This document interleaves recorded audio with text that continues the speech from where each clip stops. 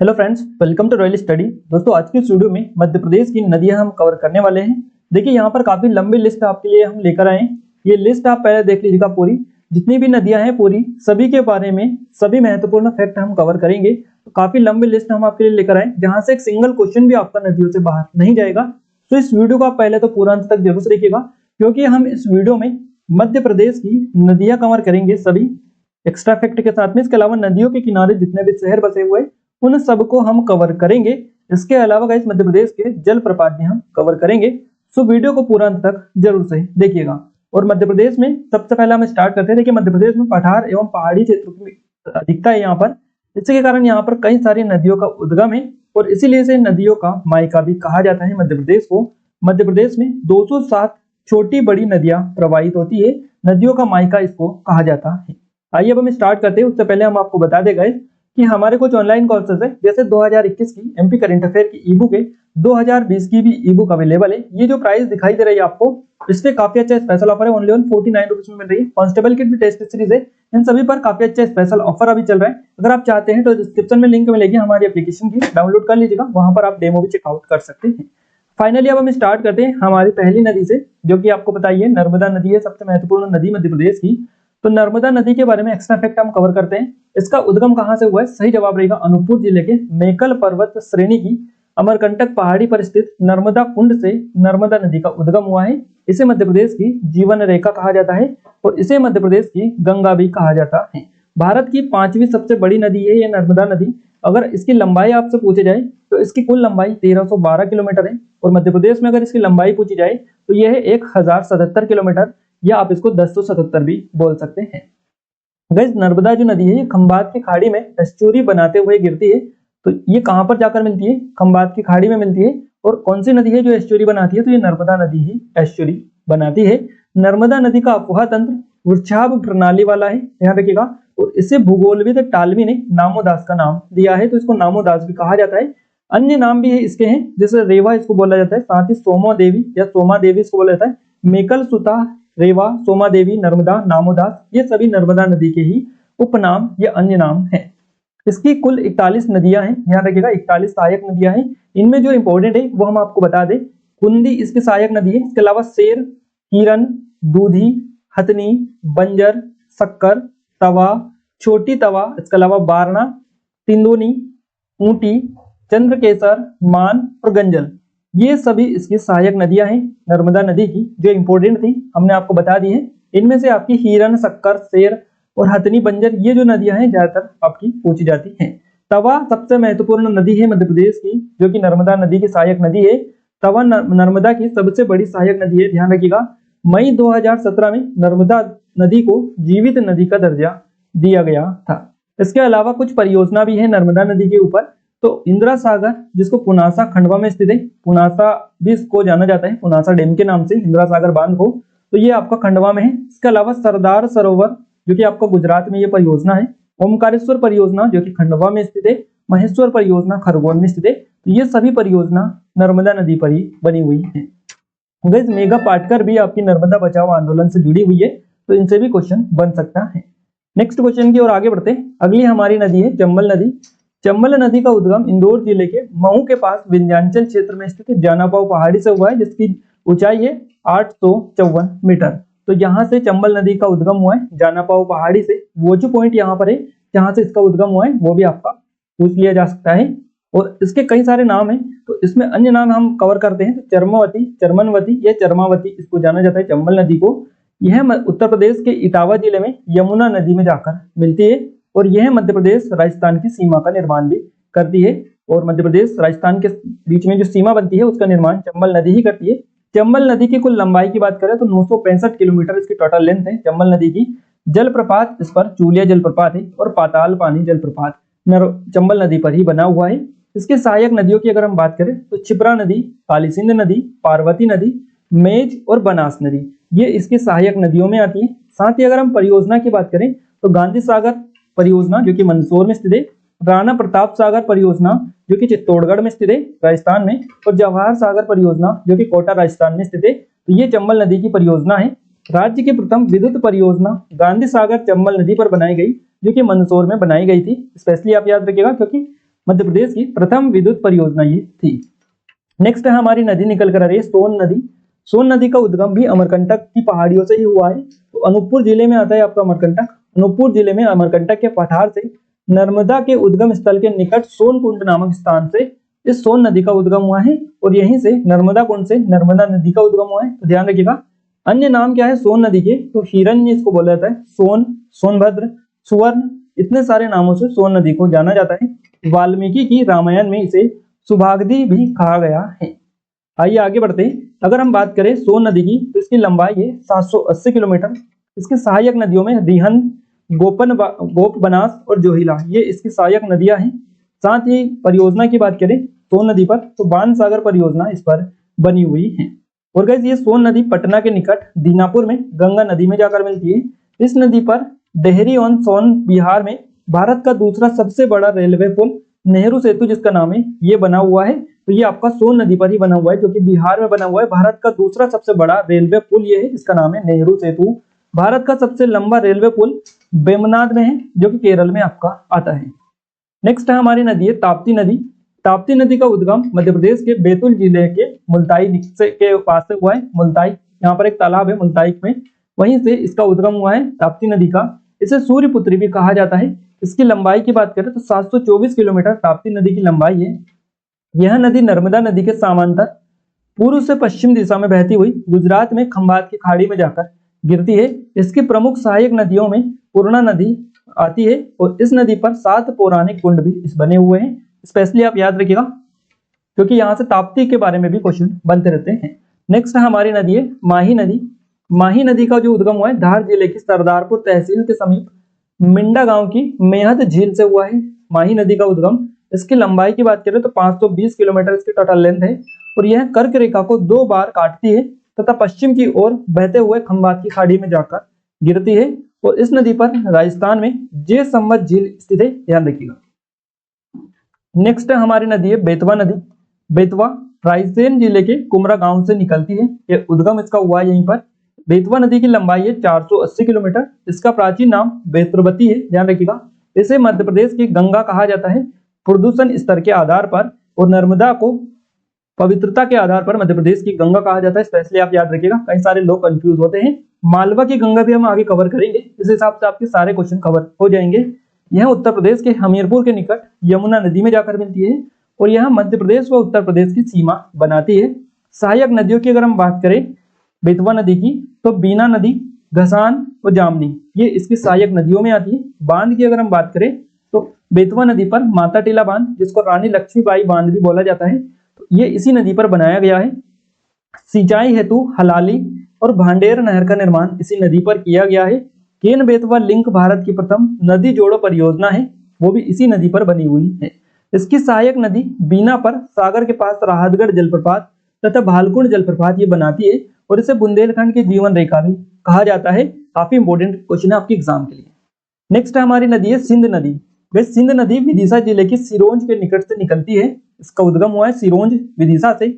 यह मध्य प्रदेश के गुना जिले को 2 बराबर भागों में बांटती है और यह उत्तर प्रदेश के इटावा के पास यमुना नदी में जाकर मिलती है। इसकी लंबाई है 470 किलोमीटर। सहायक नदियों में इसकी ताहूस, कुंवारी, महुरी आदि ये इसकी सहायक नदियां हैं और यह नदी पालपुर कूनो अभ्यारण्य में बहती है। सिंध नदी स्पेशली आप याद रखिएगा। नेक्स्ट नदी है केन नदी। केन नदी विंध्याचल पर्वतमाला में कटनी के समीप केमूर पहाड़ी से निकलती है। यह उद्गम इसका हुआ है। अन्य नाम इसके क्या है केन नदी के? सुक्तिमती, कर्णवती, दिरनावती ये इसके अन्य नाम है। कुल लंबाई की बात करें तो 427 किलोमीटर इसकी लंबाई है। यह उत्तर की ओर बहती हुई यमुना नदी में जाकर मिलती है। सहायक नदियों में इसकी सोनार, उर्मिल ये इसकी सहायक नदियां हैं केन नदी की। इसके अलावा अगर हम बात करें इसके किनारे कौन सा शहर बसा हुआ है केन नदी के, तो पन्ना शहर इसके किनारे ही बसा हुआ है। आगे बढ़ते हैं हम घसान नदी की ओर। देखिए घसान नदी को धसान नदी भी बोला जाता है। इसका उद्गम रायसेन जिले की बेगमगंज तहसील से हुआ है। यहाँ बेतवा नदी की सहायक नदी है घसान नदी। इसकी कुल लंबाई 365 किलोमीटर है और यह नदी पर लहचूरा बांध बनाया गया है। ध्यान रखिएगा घसान नदी या धसान नदी पर लहचूरा बांध बनाया गया है, स्पेशली आप याद रखिएगा। नेक्स्ट है हमारी है टोंस नदी।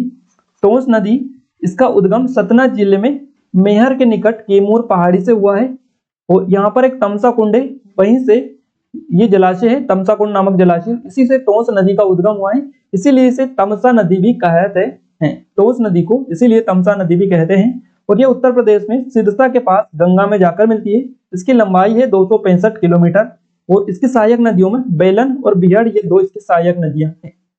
नेक्स्ट आगे बढ़ते हैं हम। अगली हमारी है क्षिप्रा नदी। क्षिप्रा नदी इंदौर जिले में स्थित काकरी बल्टी पहाड़ी से निकलती है, इसका उद्गम हुआ है। इसे मालवा की गंगा भी कहा जाता है, स्पेशली आप नोट डाउन कीजिएगा फैक्ट को, कंफ्यूज होते हैं आप इस फैक्ट में। मध्य प्रदेश की गंगा अगर बात करें तो बेतवा नदी है प्रदूषणता के आधार पर, पवित्रता के आधार पर नर्मदा नदी, और मालवा की गंगा पूछी जाए तो ये क्षिप्रा नदी है। इनको आप नोट डाउन कर लीजिएगा, नहीं तो कुछ लोग कहेंगे सर आप गलत बता रहे हैं। आप पहले अपना कॉन्सेप्ट क्लियर कीजिएगा, उसके बाद में आप कमेंट कीजिएगा। देखिए सहायक नदियों की बात करें क्षिप्रा नदी की, तो खान नदी और गंभीर नदी ये इसकी सहायक नदियां हैं। कुल लंबाई ये 195 किलोमीटर क्षिप्रा नदी की। यह उज्जैन, रतलाम, मंदसौर में बहती हुई चंबल नदी में जाकर मिलती है। उज्जैन का महाकाल मंदिर इसी नदी के किनारे बसा हुआ है। नर्मदा क्षिप्रा लिंक परियोजना मध्य प्रदेश की दूसरी नदी जोड़ो परियोजना है। केन बेतवा लिंक परियोजना मध्य प्रदेश की पहली नदी जोड़ो परियोजना है। नेक्स्ट नदी है हमारी काली सिंध नदी। काली सिंध नदी का उद्गम देवास जिले के बागली गांव से हुआ है।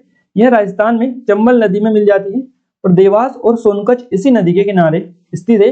कुल लंबाई की बात करें 165 किलोमीटर काली सिंध नदी की लंबाई है। नेक्स्ट नदी है हमारी पार्वती नदी। पार्वती नदी सीहोर जिले के आष्टा से निकलती है, इसका उद्गम हुआ है सीहोर जिले के आष्टा से। यह चंबल में जाकर मिलती है पार्वती नदी। आष्टा, सीहोर, शाजापुर, इसके अलावा राजगढ़, ये तीनों शहर इसी नदी के किनारे बसे हुए हैं। हमारा अगला क्वेश्चन है और अगला नदी है हमारी तवा नदी। तवा नदी का उद्गम कहां से हुआ है? पंचमढ़ी के महादेव पर्वत की कालीभीत पहाड़ी से तवा नदी निकलती है। यह मध्य प्रदेश के होशंगाबाद की प्रमुख नदी है और इस पर होशंगाबाद के नजदीक सबसे लंबा बांध तवा बांध, जिसकी यहाँ पर देखिए सबसे लंबा बांध ये है और इसकी लंबाई है 1322 मीटर, ये आपका बना हुआ है। और मध्य प्रदेश का सबसे लंबा बांध है ये, जो कि तवा नदी पर बना हुआ है। नर्मदा तथा तवा के संगम पर मंदार जलप्रपात भी बना हुआ है। नेक्स्ट नदी है वैनगंगा नदी। वैनगंगा नदी का उद्गम सिवनी के परसवाड़ा पठार से हुआ है। यह गोदावरी अफवाह तंत्र की सबसे बड़ी सहायक नदी है। सहायक नदियों की बात करें वैनगंगा की तो वर्धा, बाघ, बावनथड़ी, पेंच, कान और थावर, ये इसकी सहायक नदियां हैं और यह सिवनी और बालाघाट की सीमा बनाती है वैनगंगा नदी। हमारी अगली नदी है वर्धा नदी। यह इसका उद्गम बैतूल जिले के वर्धन शिखर से हुआ है और यह दक्षिण की ओर बहते हुए वैनगंगा में जाकर मिल जाती है। महाराष्ट्र में वर्धा और वैनगंगा के संगम को प्राणहिता नाम से जाना जाता है, या प्राणहिता इसको बोलते हैं। अगली नदी है बिहड़ नदी। बिहड़ नदी का उद्गम रीवा पठार से हुआ है। यह टोस नदी में जाकर मिल जाती है और इस पर मध्य प्रदेश का दूसरा सबसे ऊंचे जलप्रपात चचाई जलप्रपात, जिसकी ऊंचाई है 130 मीटर, ये बना हुआ है। और मध्य प्रदेश का पहला सबसे ऊंचा यानी सबसे ऊंचे जो जलप्रपात है यह बहुटी जलप्रपात है, जिसकी ऊंचाई है 198 मीटर, 198 मीटर या 650 फीट, ध्यान रखिएगा। हमारा अगली नदी है जोहिला नदी। जोहिला नदी का जो उद्गम हुआ है अमरकंटक की पहाड़ी से हुआ है। आपको ध्यान रखना है अमरकंटक से 3 नदियां निकलती है, पहली नर्मदा नदी, दूसरी सोन नदी और तीसरी जोहिला नदी। ये तीनों नर्मदा नदी जो है इसके उद्गम स्थल से ही निकली हुई है और इसलिए क्वेश्चन बनता रहता है सर पे के आकार में बहते हुए सोन नदी में ये जाकर मिलती है जोहिला नदी। नेक्स्ट नदी है पेंच नदी। पेंच जो नदी है इसका उद्गम छिंदवाड़ा के अमरवाड़ा पहाड़ी से हुआ है और यह वैनगंगा की सहायक नदी है। नेक्स्ट नदी है हमारी उर्मिल नदी। उर्मिल नदी का उद्गम छतरपुर से हुआ है और एक केन नदी में जाकर मिल जाती है। अगली नदी है कुंवारी नदी। कुंवारी नदी शिवपुरी पठार से इसका उद्गम हुआ है, सिंध नदी में जाकर मिल जाती है। गाइस यहाँ पर हम मध्य प्रदेश की नदियां कवर कर चुके हैं। अब हम कवर करेंगे कि मध्य प्रदेश की जो नदियां हैं इनके किनारे जितने भी शहर बसे हुए हैं इन सभी को हम एक नजर कवर कर लेते ताकि आपके एग्जाम के लिए आपका रिवीजन अच्छे से हो जाए। सबसे पहले हम नदी देखेंगे नर्मदा नदी। नर्मदा नदी आपका इसके किनारे सबसे ज्यादा शहर बसे हुए हैं, जो कि मध्य प्रदेश की सबसे लंबी नदी ये है। सबसे लंबी नदी होने के कारण सबसे ज्यादा शहर इस नदी के किनारे आते हैं। तो सबसे स्टार्ट करते हैं नर्मदा से। अमरकंटक सबसे पहले इसके किनारे आता है, इसके बाद में जबलपुर इसी नदी के किनारे बसा हुआ है। मंडला, मंडला के बाद में नरसिंहपुर आपका आता है। होशंगाबाद, होशंगाबाद से आपका पुनासा, पुनासा हनुमंतिया जो कि जल महोत्सव होता है आप सभी को पता ही है। बड़वानी भी इसी के किनारे स्थित है। ओमकारेश्वर आपको बताइए, महेश्वर और बड़वा। गाइस हंडिया वगैरह ये जो है कुछ छोटे बड़े शहर भी और आते हैं, बट जो ज्यादातर पूछे जाते हैं आपके एग्जाम में वो हमने मेंशन कर दिए। क्योंकि यहाँ से डायरेक्टली क्वेश्चन बन चुके हैं। चंबल नदी की अगर हम बात करें तो चंबल नदी के किनारे महू शहर बसा हुआ है, जहां से ये निकलती है। रतलाम शहर, मंदसौर, श्योपुर, मुरैना और नागदा, ये शहर जो बसे हुए हैं ये चंबल नदी के किनारे बसे हुए हैं, स्पेशली आप याद रखिएगा।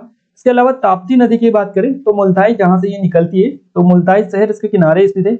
बैतुल, इसके अलावा बुरहानपुर और नेपानगर, ये 4 शहर इस नदी के किनारे स्थित हैं। बेतवा नदी की बात करें तो विदिशा शहर इसके किनारे बसा हुआ है। सांची इसके किनारे है, ओरछा और गुना, ये 4 शहर बेतवा नदी के किनारे बसे हुए। और सबसे महत्वपूर्ण है क्षिप्रा नदी, जो कि काफी ज्यादा क्वेश्चन बनता है, उज्जैन इसके किनारे बसा हुआ है। काली सिंध नदी के किनारे देवास और सारंगपुर शहर स्थित है। नेक्स्ट है हमारी पार्वती नदी। पार्वती नदी के किनारे राजगढ़, शाजापुर, आष्टा, ये 3 शहर स्थित है। तवा नदी के किनारे तवा नगर आपका बसा हुआ है। इसके अलावा पंचमढ़ी, होशंगाबाद, ये भी तवा नदी के किनारे ही स्थित है। माही नदी के किनारे धार स्थित है, जहां से ये नदी निकलती है। वेनगंगा नदी के किनारे बालाघाट जिला स्थित है। इसके अलावा सिंध नदी के किनारे दतिया और शिवपुरी स्थित है। शिवना नदी जो कि मंदसौर में बहती है, तो इसके अलावा मंदसौर, जहां पर पशुपतिनाथ का मंदिर भी स्थित है, और इस नदी के किनारे ही ये मंदिर बसा हुआ है। इस हिसाब से, इस फैक्ट से आप याद रखिएगा, मंदसौर शिवना नदी के किनारे स्थित है। और इंदौर जो है खान नदी के किनारे स्थित है। बिछिया नदी के किनारे आपका रीवा शहर बसा हुआ है। गाइस, यहाँ पर हम मध्य प्रदेश की नदियों के किनारे बसे शहर कवर कर चुके हैं। अब हम मध्य प्रदेश के प्रमुख जलप्रपात एक नजर कवर करेंगे, ताकि आपकी अच्छे से प्रैक्टिस हो जाए। आइए अब हम स्टार्ट करते हैं। देखिए, कपिल धारा जो जलप्रपात है ये नर्मदा नदी पर बना हुआ है और अनूपपुर जिले में ये बसा स्थित है। ध्यान रखिएगा, कपिल धारा जलप्रपात नर्मदा नदी पर अनूपपुर में ये स्थित है। इसके अलावा दुग्ध धारा जो जलप्रपात है ये भी नर्मदा नदी पर अनूपपुर जिले में स्थित है। धुआंधार जो जलप्रपात है ये नर्मदा नदी पर भेड़ाघाट में स्थित है, जो कि जबलपुर जिले में आता है। भेड़ाघाट जलप्रपात आपको बताइए, तो ये धुआंधार जलप्रपात यहीं पर है, नर्मदा नदी पर, भेड़ाघाट, जबलपुर में। सहस्त्र धारा जलप्रपात नर्मदा नदी पर महेश्वर में स्थित है। इसके अलावा मंदार जो जलप्रपात है ये नर्मदा नदी पर खंडवा जिले में बना हुआ है। नेक्स्ट है दर्दी जलप्रपात। दर्दी जलप्रपात नर्मदा नदी पर खंडवा जिले में स्थित है। अब हम नर्मदा को पूरा कवर कर चुके हैं। आप एक नजर इनको पॉज कीजिएगा वीडियो 2-5 मिनट, और इनको रिवाइज कीजिएगा वापस से, अच्छे से नर्मदा वाले याद आपको हो जाएंगे। अगली है हमारी चचाई। चचाई जलप्रपात ये बिहाड़ नदी पर बना हुआ है। कहाँ पर? रीवा में आपका बना हुआ है। इसके अलावा केवटी भी आपका बिहाड़ नदी रीवा में ही स्थित है, और बहुटी जलप्रपात भी आपका बिहाड़ नदी रीवा में ही स्थित है। तो चचाई, केवटी, बहुटी ये सभी बिहाड़ नदी पर बने हुए और रीवा में ही स्थित है। इसलिए इन तीनों को एक साथ याद कर लीजिएगा, चचाई, केवटी, बहुटी, आप ऐसे याद कर सकते हैं। नेक्स्ट है चूलिया जलप्रपात। ये चूलिया जो जलप्रपात है ये चंबल नदी पर है, मंदसौर में आपका बना हुआ है। मंदसौर के निकट राजस्थान में ये आपका है चूलिया जलप्रपात, चंबल नदी पर, मंदसौर ही आपको बेसिकली यहाँ से आता है। पाताल पानी जो जलप्रपात है ये इंदौर में स्थित चंबल नदी के किनारे स्थित है।